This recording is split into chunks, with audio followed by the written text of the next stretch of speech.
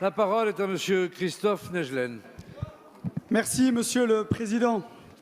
Madame la ministre chargée de l'autonomie, on ne peut que déplorer que nos soignants de la fonction publique territoriale soient oubliés de la politique actuelle.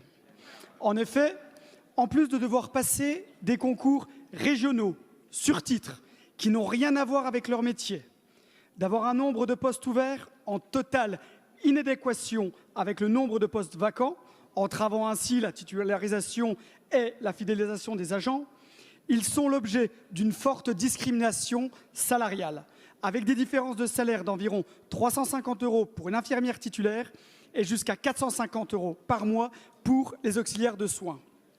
Ces inepties créent un cercle vicieux de travail dégradé qui entraîne une véritable hémorragie des personnels dans les EHPAD de la fonction publique territoriale. Madame la ministre, 2 questions simples. Que comptez-vous faire pour simplifier l'accès au métier de la santé dans la fonction publique territoriale afin de la rendre plus attractive et d'en revaloriser les salaires? Et plus largement, juste pour finir, je voudrais vous interpeller sur les autres oubliés du Ségur, que sont les SIAD et les professionnels du secteur du handicap. Que comptez-vous faire pour les rémunérer enfin à hauteur de leur engagement? Merci, Monsieur le député. La parole est à Madame Brigitte Bourguignon, ministre déléguée chargée de l'autonomie. Merci, Monsieur le Président, Mesdames et Messieurs les députés, Monsieur le député Christophe Naegelen. Vous m'interrogez sur la différence de traitement dans les EHPAD entre personnel fonction publique territoriale et fonction publique hospitalière, et je vous en remercie. Votre question me permet de saluer l'engagement au quotidien de ces personnels pour les résidents en EHPAD et bien sûr encore plus au sein de cette crise sanitaire. Le plan hôpital, présenté l'an passé par Agnès Buzyn, était la première brique d'un investissement massif de l'État en faveur de la revalorisation de ces métiers. Comme vous le savez, ce plan prévoyait la création d'une prime grand âge à destination des infirmiers, des aides-soignants et des aides médico-psychologiques dans les établissements publics.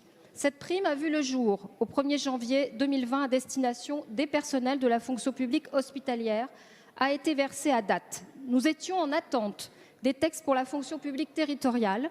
J'ai le plaisir de vous informer que tous les textes sont désormais publiés. La prime grand âge viendra donc compléter la paye de tous les agents de la fonction publique territoriale dès le mois de novembre. La revalorisation est très substantielle, 110 € par mois en moyenne. À cette revalorisation s'ajoute celle du Ségur, 180 € par mois. Au total, nous sommes donc sur un 13e et un 14e mois pour ces agents. L'État est donc au rendez-vous de l'appel des agents des EHPAD publics. J'aurai prochainement l'occasion de présenter, dans le cadre du plan métier du Larocque de l'autonomie, d'autres mesures en faveur des salariés de la famille du grand âge, qu'ils soient à domicile ou en établissement. Nous leur devons beaucoup, à nous de leur apporter la reconnaissance qu'ils méritent. Merci. Merci, Madame la ministre. Monsieur le député. Merci, Madame la ministre, pour votre réponse.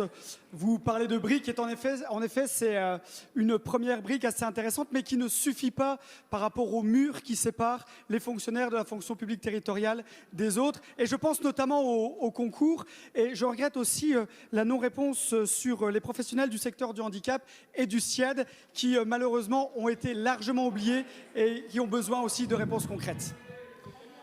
Merci, Monsieur le député.